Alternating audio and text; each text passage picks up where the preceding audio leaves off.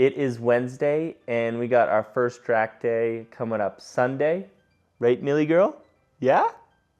We got Millie Girl, shop dog.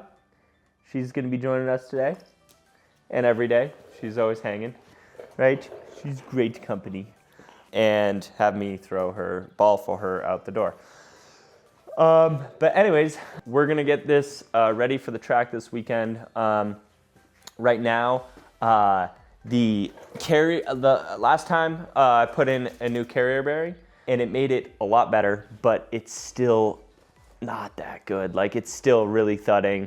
And then I'm gonna double check what drive shaft it is, because the drive shaft also might just be unbalanced. Also, we have to I'm putting in new brake lines here. And while I do the full brake flush system, flush out all the old fluid. And then I also got to do a coolant flush, because I topped it off with normal coolant because I was at a gas station, overpaid for coolant first of all, and it was universal. So don't really want to drive it too much. I haven't been driving much, but on that mixed coolant. So gonna do a flush, gonna get some new coolant, and then I'm going to install a coolant temp gauge, because the stock dash, like when I start it up, it's at temperature already, and then when I'm driving, it's like at hot, and then sometimes it like goes a full quarter turn when I go over a bump, and then so I'm like, what is going on? So I don't trust that at all. I got to put in a digital coolant temp gauge, and I got one of these from Garagistic. We'll see how this works, but install this 3 gauge. We're only going to put one in. I want to put a oil temp gauge, but I also want to do an oil cooler, so I don't really have the time to get the part by this weekend, or right now. So that will be something that comes later.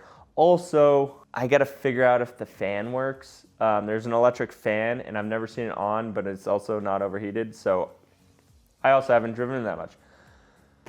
So I got to figure that out. What else? Suspension, it has not came for the first track day this weekend, but it should come soon.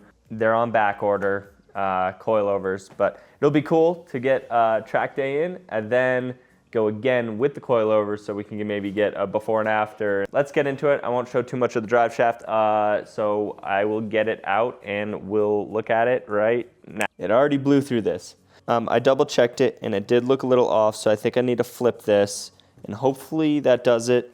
This is also a very cheap one, which good thing, because honestly couldn't tell which way it went, and hearing online you have to be backwards. I was like, honestly, I don't know if it needs to be flipped or the right way. So good thing I guess tested it out on the cheap $20 one. So I got this SKF bearing drive shaft.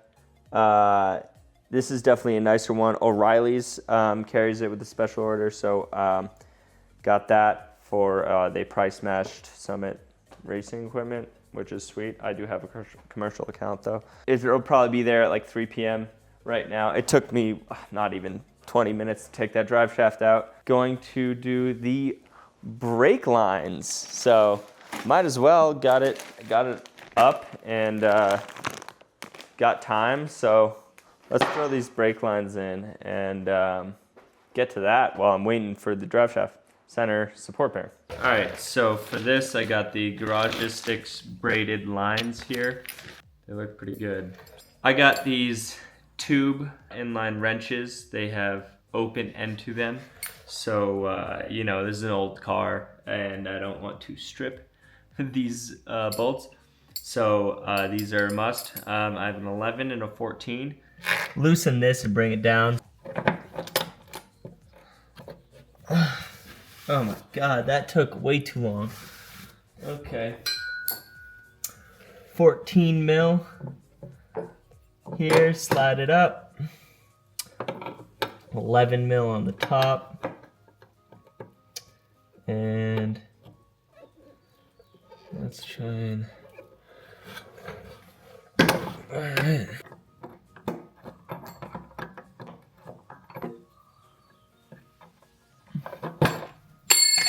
Alright. Oh.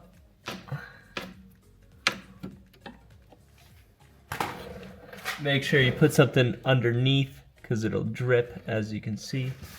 Here it is. Got it. So I'm not too worried about losing brake fluid, but you want to make sure, I'm going to check right now to see if there's brake fluid in the reservoir. Yeah, we got enough, so. Put the bottom on first, tie it on, and then throw it up, and then tie it down, right? Thread it, not tie it, but you get it. Hand thread it first, because you do not want to cross thread these. So just a little hand tight, like with a thumb, I don't know. Something like that. Alright, now throwing this thing up in here. Cool. Sweet. Get the nice red line here. Goes right into the brake caliper. Same exact thing, but on the other side. Okay, so gonna do each line at the caliper, but then there is also a line above the subframe. You can actually see it here. That white right there. And apparently, yeah, the subframe might have to drop, which isn't the end of the world.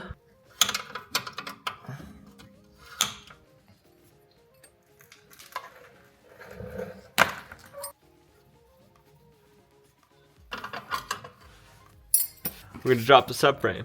We're gonna start off with the bolt for the diff mount. We're going to do these 2 bolts here and the other 2 on the other side of the car. So let's start off with this while everything's in place. Also, the exhaust hangers are off and the exhaust is hanging down low, so that helps. 19 mil. 19 mil open end for here.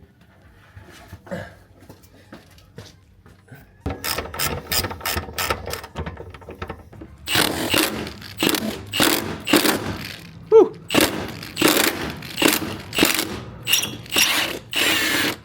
Oh yeah, that did not want to come out. So I'm gonna bang this thing off. Oh, thank God. All right, so those are in. Sorry, I did not film it. I mean, you have like tiny amount of space between the subframe and that bolt back there. Like you gotta go 1 click and then you gotta readjust somewhere else and do 1 click to then get 1 click again at the same spot. I mean, you got it done. They're in.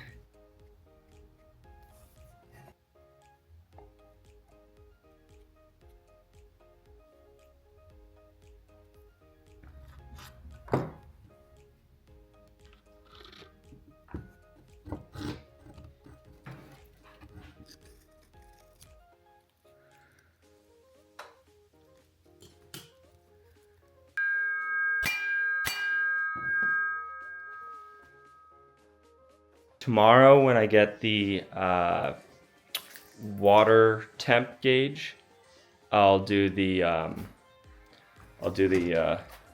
flush. I think that's it. That and making sure the fan works. So I'm gonna get it running and drive it and make sure the fan works, and then I'll do all that tomorrow or Saturday because the race is Sunday. So. All right, guys. So we're back. I went and picked up a DME. As you can guess, I blew it again, and we're 1 day away from getting on the track. I had a bunch of stuff to do, did not think we were gonna make it actually. This is the negative terminal, and it's got a bright red, and then the positive terminal has black. This also has a parasitic draw, so it dies quite often. And so I'm jumping it all the time, and sometimes I don't think, and now this is the second ECU I've blown, which is not something that happens often at all, if ever. I couldn't believe I found another one. I had to go drive about an hour away, pick it up. So now we're back. I gotta install new DME, I'm gonna do the DME first, so then I can drive this thing inside the car. And oh well, I already have the water temp sensor out, so I'll put the water temp sensor in and the DME, and then we'll drive it in, and then do the rest of the electrical. Also, if I skip some steps today, I'm sorry, I'm in a rush. It's already like 3 p.m. and I'm just now getting to work on the car. I had to show property this morning and then drive, 2 hours round trip to get this thing. So, yeah, here we are. I can get it out without actually taking this fully out. Also, it smells. It just smells like burnt metal.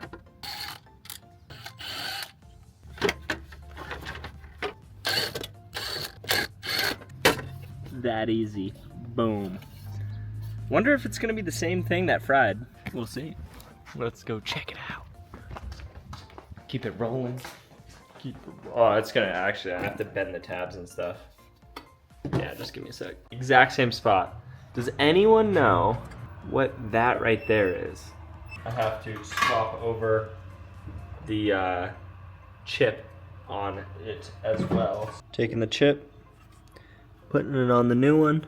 Ooh, go down nice and even. There we go. Might as well throw this little puppy on there, you know, until I blow the whole ECU again and they gotta get another one. But and I have it tied into the accessory of this switch, and then the relay goes to it, and then I grounded it just to a bolt right under here. And so then now, boom, you can hear it. It's going. Hooking up the water temp sensor. This plugs into the back of the sensor, and then I actually just took the bottom out. I didn't mess with all this up here. And I just took the cigarette lighter, and there's a constant power and a ground.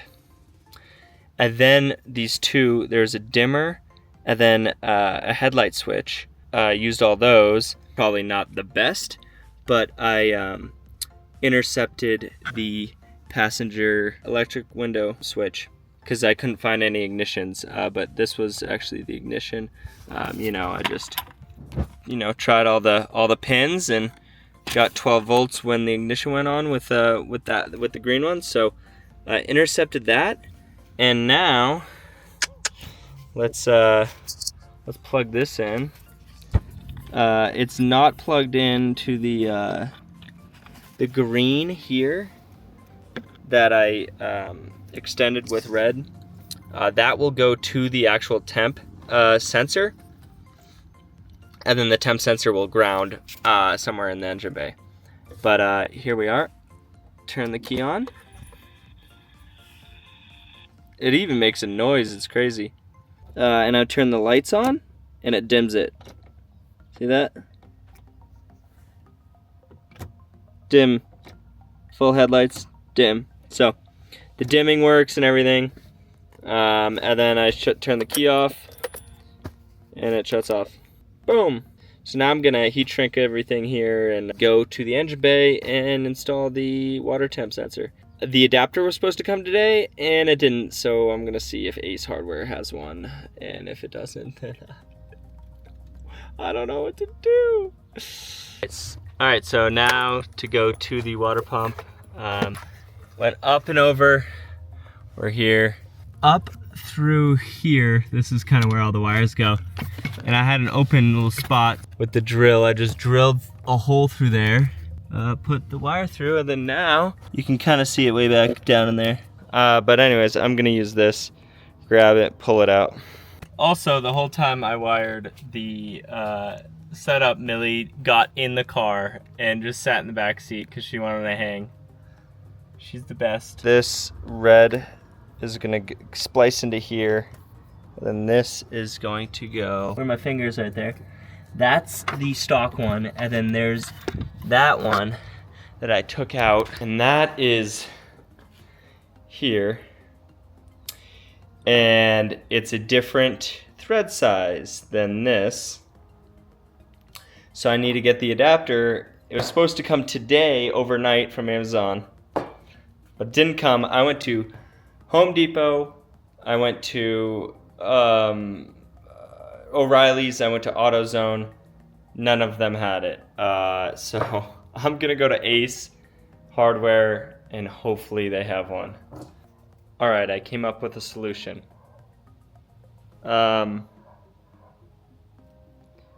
Here we have a little adapter.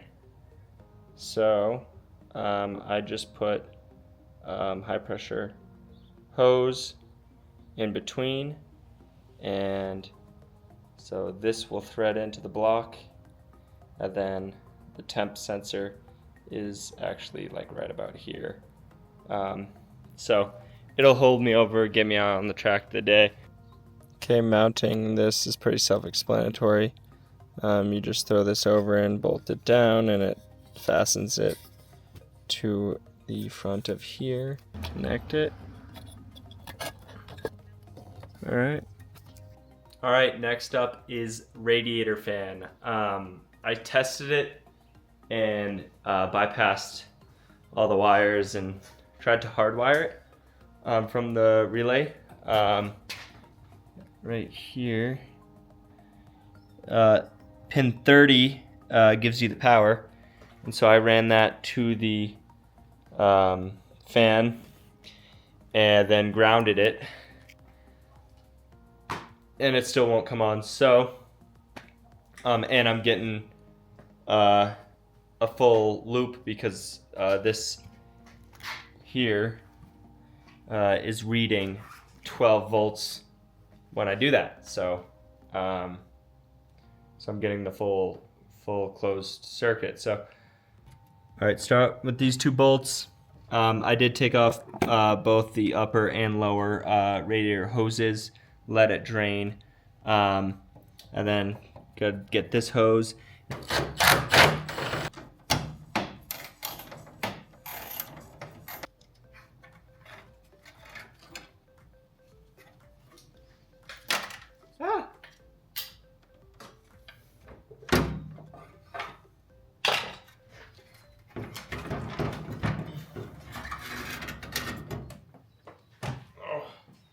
We got it just hardwired straight to the 12-volt battery, and it actually works. Huh. Well, that's actually good. So I'm gonna go get a switch kit, and I'm just gonna hardwire for a manual switch. Nice, I don't have to get a new fan, even though that fan's kind of small, but I mean, we're gonna run it. So yeah, I'm gonna do a manual switch. Okay, so got all the wiring done. Didn't film it because it's late. I'm trying to get it done before tomorrow because I couldn't find much of any fuses that relays that worked. So here, started the battery, got a 30 inline fuse, and then that goes all the way up through here, around over, in through here, and then you can see it runs up through and then under the dash. I just put 3 in here. So one of them goes from the battery all the way to this. And so then it goes into the 30. From the battery it goes to 30. And then from, 86? 86 goes to the power of the fan. And then the grounded right here, then that goes to the relay. 85 goes to the switch, and then I think it was 86 goes ground, and then I have it grounded right here. So then the switch is right here. Boom.